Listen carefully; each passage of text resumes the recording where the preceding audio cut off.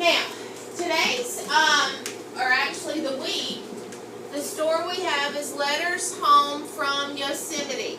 Remember, the genre is an expository text. The question is, how does Yosemite reflect unique qualities of the West? And remember the very first day, we made a concept map up here talking about the landscapes of the West and what we might see in this area. Okay? Now, we have already read through the book that we're going to be reading this week, but I want to look at this page right here. And let's look at a sentence. Because it is so high. Find that one. I don't see that on this page, but that's the page they told me to be on. Let's go back and let me... You just need to scroll down. Yep, you're right. Okay, right here. Because it is so high, many flowers and plants that grow here differ from those in lower elevations, such as the Yosemite Valley. Now, I want you to listen. What does the word elevation mean? Looking at this sentence, what context clues can we find in that sentence that helps us figure out what the word elevation means? What do you think, Owen? Well, it could be really high or really low, I guess. Okay, all right, high or low. And where, in what part of the sentence do you see that? Because it is so high. Plants that grow there differ from those in lower. So we're talking about high places and we're talking about low places. So those things will help me figure out what the word elevation means. And elevation is not one of your amazing words, but they still want us to talk about what that word means. Now, above sea level. What does that mean? Above sea level. Laura, what does that mean? It's you're above sea level, like taller than Okay. At sea level is at 0. Okay. When you're looking at maybe like a number line, you have 0. If you go down, you go down into the negatives, and that would be below sea level. At sea level is at 0. So above sea level is going to be in your positive numbers. 0, 1, 2, 3, 4, 5, 6, and so on. So the question is, what does the word elevation mean in this context? In this specific context, it means that it is high above sea level. Okay? Next, what is a valley? The word valley, it says, such as the lower elevations in the Yosemite Valley. Is a valley going to be lower than what they are talking about up here where the flowers are growing? Yes. Okay. A valley is a lower elevation. A higher elevation would be like a mountain. Alright, the next thing. What word gives you a clue to what stunted means? Oh, there it is. Okay. Stunted. Alright, let's go back and let's reread the word. I didn't read the sentence with stunted. The trees are also small and stunted because it is difficult for them to grow in such high altitudes. What does stunted mean, Erica? Like leaning over something. Okay. What do you think it means, Lily? Like they're short. Okay. They don't get enough water and sunshine because the sunshine reflects over that into the water. Okay. Zacharias, what do you think? I don't know if it's Alright, small. It does say here that the trees are small and stunted. If something stunts your growth, it keeps you from growing. Okay? So this is what they're talking about, is where these trees are in the high altitudes, it keeps them from growing. Alright? What word signals cause an effect? What word signals cause an effect in these two sentences? Look at these sentences and tell me what creates a complex sentence here? Because it's so high, many flowers and plants grow here differ from those in lower elevations as the Yosemite Valley. What word tells me that I have a clause here, Jake? Because, remember. And what does because, what kind of statement would that be? What kind of clause is that? Dependent. A dependent. Remember, dependent clauses begin with words like because, when, if, although. Okay? Next. Amazing word, wildlife. Okay? Wildlife. If I were going out into the wilderness, what am I possibly going to see? A bear. Wildlife. And what would wildlife be? A bear. Okay? Depending on what area that you are in, where the wilderness is that you are in the United States will depend on what kind of wildlife that you see. But one thing we noticed on that very first page on Monday is what? What were the two things here at the bottom of the screen that were fighting? 2 elks. Elk, okay? Now, yesterday we finished reading Yosemite National Park and how it was home to many kinds of wildlife. Can you remember one thing that they said or that they talked about that would be considered wildlife? In Yosemite. Yeah, in the story right here. The stellar jay. That is a bird there that is common, and his name is a stellar jay. That is a type of wildlife. Alright, where would you go to observe different types of wildlife? Yosemite.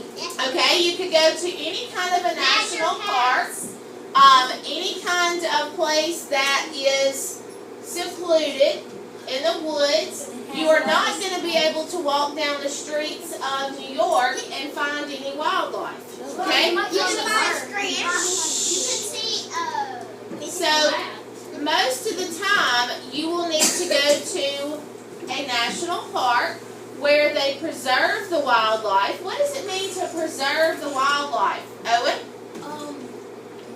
To take care of them and keep them from harm. That's right. Take care of them, keep them from harm, keep people from killing them. That's what. So, this would be a place where you would find more wildlife because they are preserving them or they are taking care of them. Alright? What kind of wildlife do we encounter every day? Okay, could be deer, birds, wildlife. Not cows, that would be, that's not wildlife. Coyotes. Squirrels. Squirrels, coyotes, good. Alright?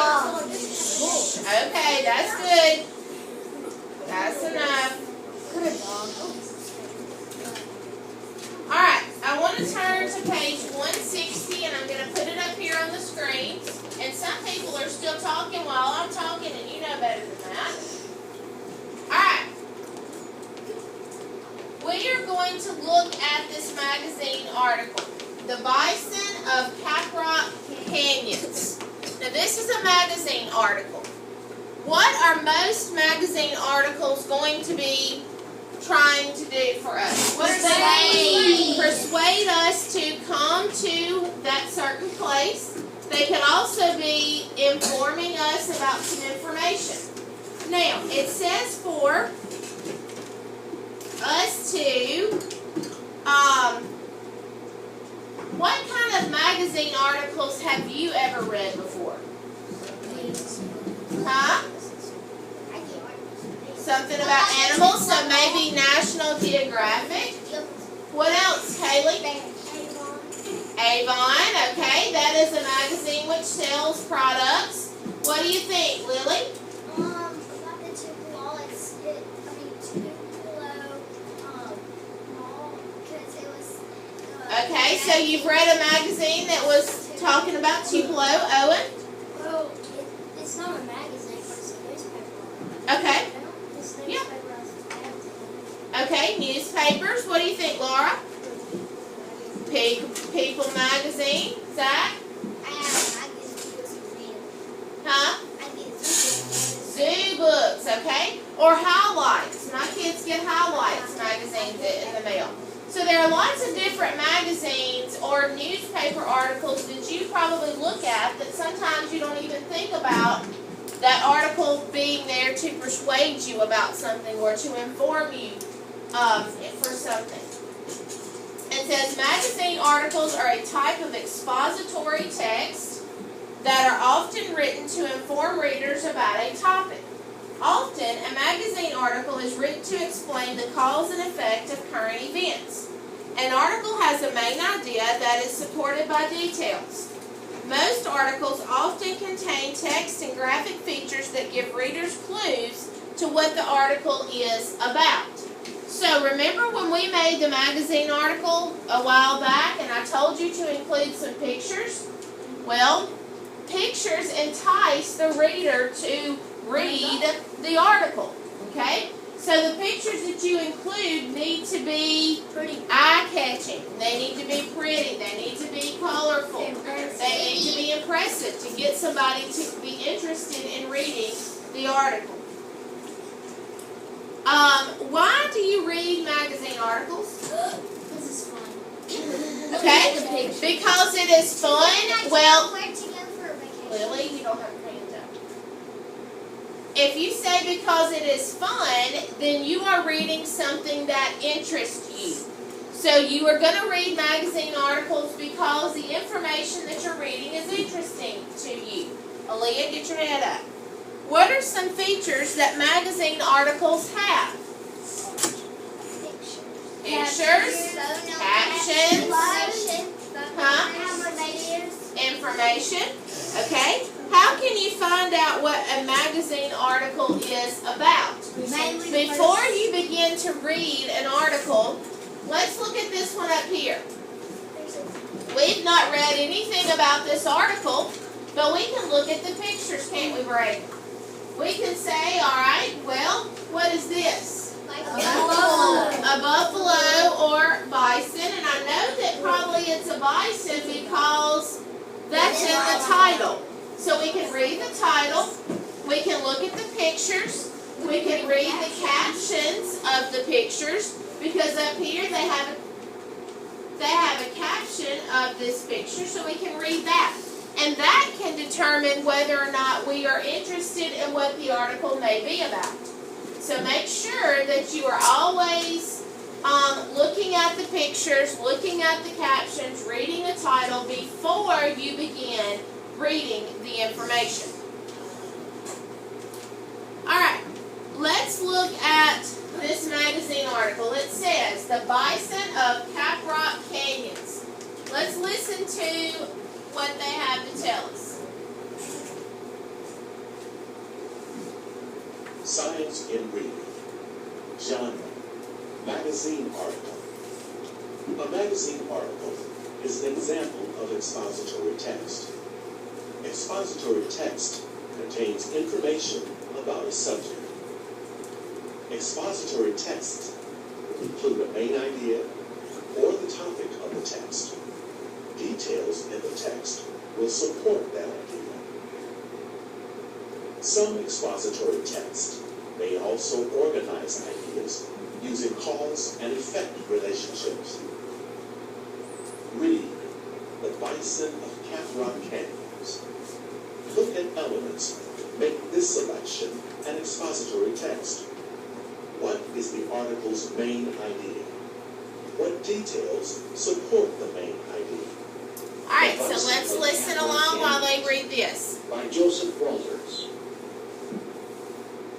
Deep inside Caprock Canyon State Park and Trailway, in Guitake, Texas, a herd of bison grazes on the short grass growing across the prairie.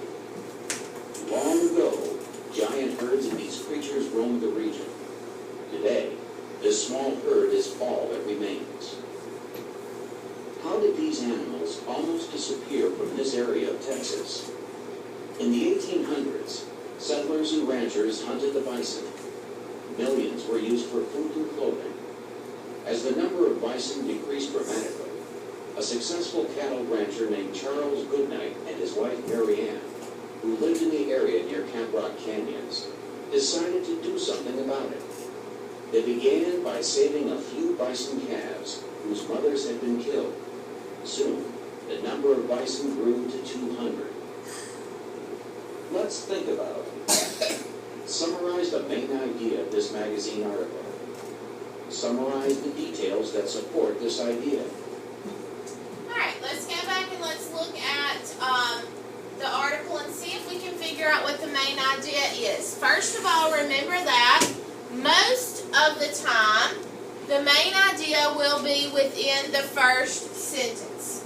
Okay? Sometimes. So that's the first thing that I would do is I would go back and reread the first sentence and see if that gives me the main idea of the article. Deep inside Caprock Canyon State Park, a trailway in Texas, a herd of bison grazes on the short grass growing across the prairie. Does that give me the main idea?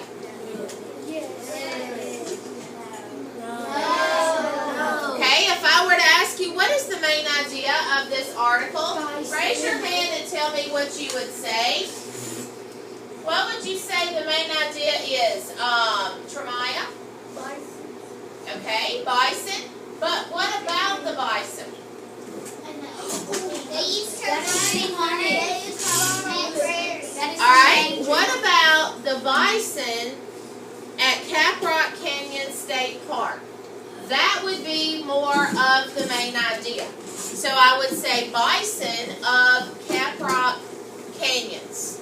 And that would be in Texas. Alright, the next thing it says is what are some supporting details? Well, what they're doing with the supporting details is they are giving you information about the main idea.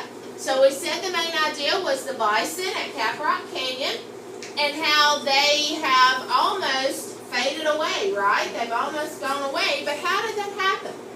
Well, in the 1800s, the settlers and the ranchers, they hunted them. So that is a supporting detail to the main idea. They were used for food and clothing. There's another important detail. A successful rancher and his wife that lived in the area decided that they would do something about these bison and people killing them. So what they did is they got a few calves and they kept them and then they made the bison grow. They took those calves and they made more. Okay? So that was the main idea, which being the bison in Caprock Canyon and how they were almost faded out. But with the supporting details, we figured out how they were going to die out and then how they came back when this rancher and his wife kept them and created more of them. Okay? Alright. Next thing. I can tell by skimming. Remember we talked about skimming and scanning or what?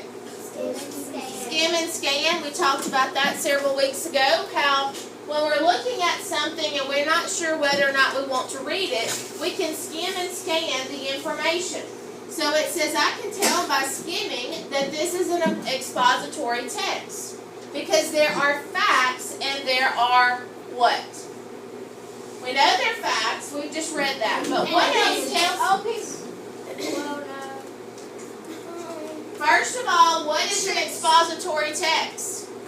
It has Something that really happened. It's factual information. So other than just reading these facts, what else tells me that this is an expository text? that the bulls were In the 1800s.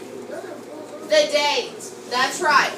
This picture is of a real person, so yes, the pictures, but also the dates. They are actually using dates within the text, so as I'm skimming and scanning over something and I see a date, then that tells me this probably really happened, okay? Next thing it says is I think I can see the main idea on the first page. but I'll read it to make sure. So on the first page, it says something about bison, and we're thinking, okay, I'm assuming that this article is about bison, so I'll just read the first paragraph.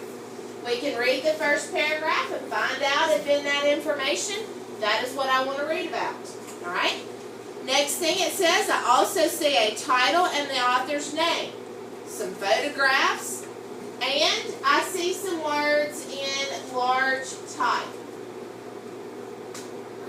I don't see. I guess maybe they're talking about this or maybe the title. Probably the title because this is larger here. It does give me the author's name. So if I read a lot, then this author may be familiar to me. And I may have read something that this author has written before.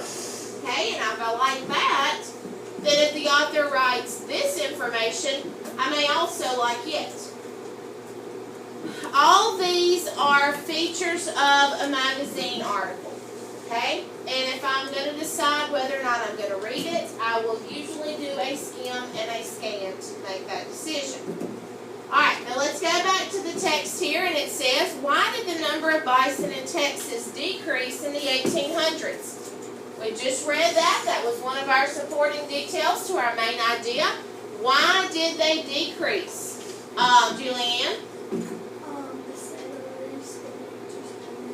They hunted them. That means that they killed them.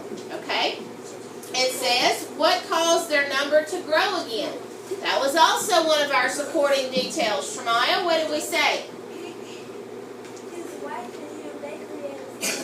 They took the calves and they saved them from being killed. They kept them, and that would allow those to make more calves. So they took care of them and saved them from being killed. All right, based on what you read in the first two paragraphs, what is the author's purpose for writing this article? What is the purpose, Laura? To inform you about the bison in this particular area. All right, let's go on and read the next page.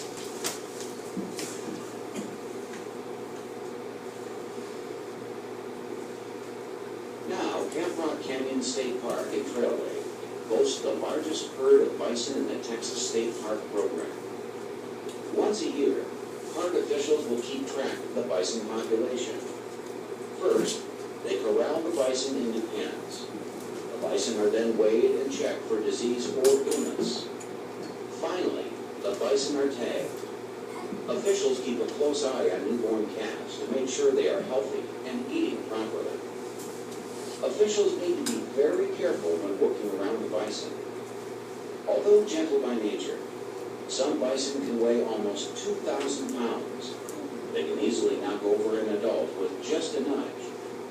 During feeding time, officials throw food from the back of a truck to the bison. Then they will stay inside the truck while the bison eat. That way, the officials won't get hurt.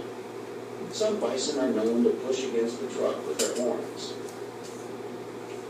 Let's think about describe. There are many other forms of wildlife in Camp Rock Canyon State Park as well. If you are lucky, you might see one of the Aoudad sheep that roam the park. These animals, which look like mountain goats, were brought over from Africa years ago. They can be found grazing on desert grass and bushes located inside the park's more than 50,000 acres of land. Other animals you might see include possums, golden eagles, and bobcats. However, the bison are one of the park's biggest attractions. Thousands of hikers and children visit Camp Rock Canyons every year to see these creatures. Visitors walk onto an observation deck and observe the large, shaggy animals through telescopes. From there, they can watch the bison graze, sleep, or amble across the prairie. There are many other forms of wildlife. Alright, so we've read on here in this magazine article, how does the author have this information organized? Remember when we were talking about writing your personal narrative that we've been writing this week and how you need to organize it?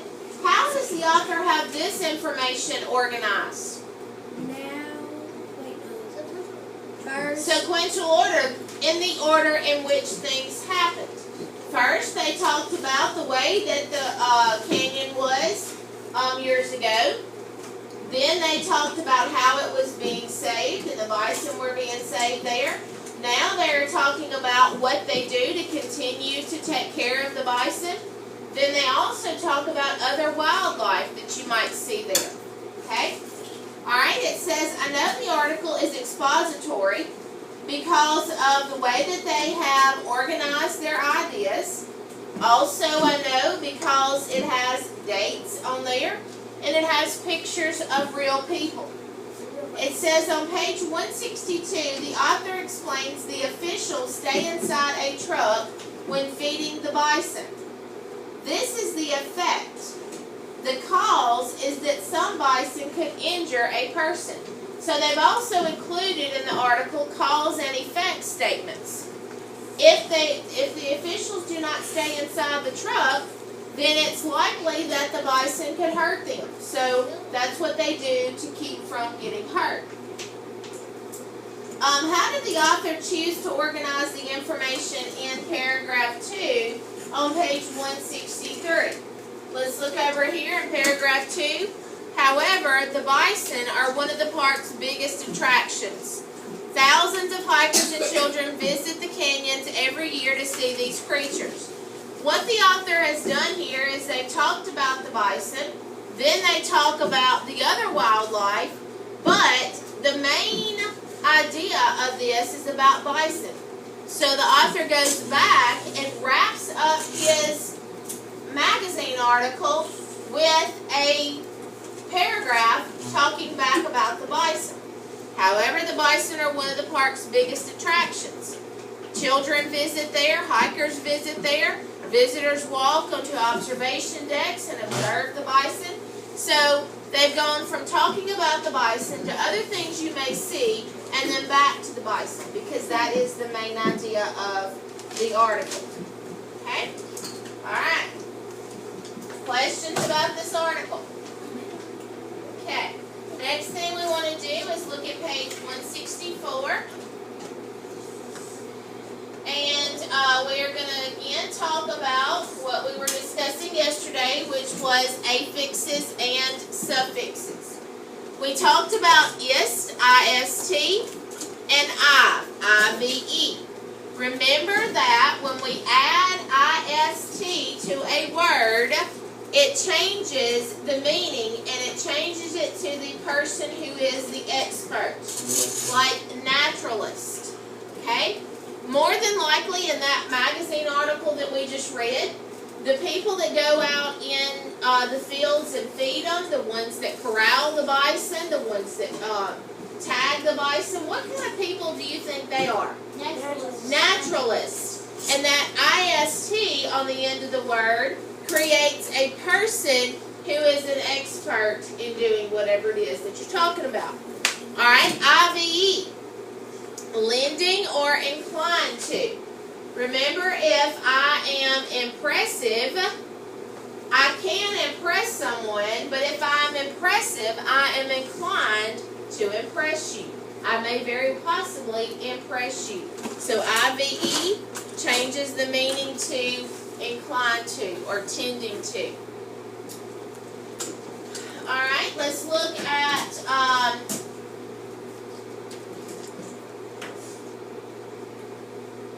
the fluency down here, the appropriate phrasing. When you're reading articles, whether they are in the magazine article like the bison that we just read, or if it is a story, or if it is someone's a letter to you, then you need to read that with some fluency. You've got to make some differences in the way that you read the different sentences. It says, keep related words grouped together as you read to help you make sentences easier to understand.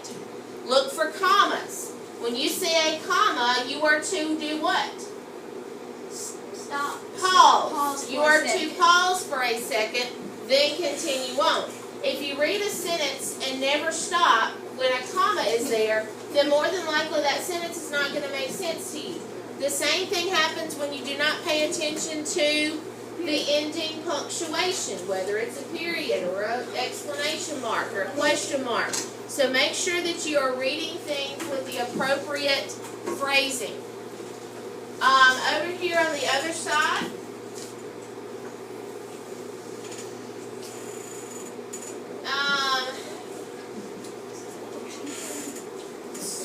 what do you think these guys are doing here? Staying inside the car so that the cheaters won't tear us up. Alright, where do you think that they are, first of all? Okay, you think that they are in the African safari? Alright, what do you think this guy right here is? A naturalist. He is more than likely a naturalist, and he may be taking pictures, Reuben, that's correct, but he is more than likely a naturalist, and what is he observing? But what do we, one of our vocabulary words, or Wilderness. wildlife. He is observing the wildlife, okay? Alright.